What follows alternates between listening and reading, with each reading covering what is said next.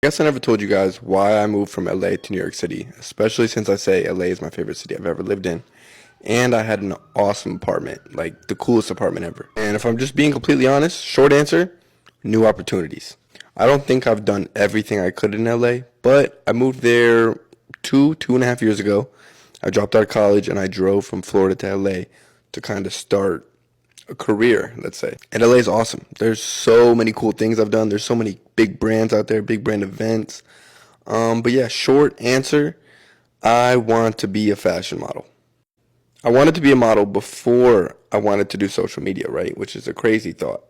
I moved out to LA, I got a modeling agency in LA, and boom, I thought I made it. I thought that was it.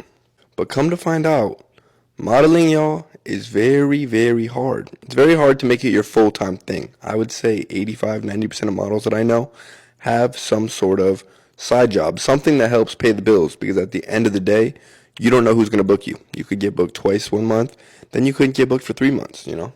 So I kind of came to the conclusion that modeling couldn't be my everything. I put it to the side for a little bit, and I really, really grinded on making videos, really nice, high-quality videos.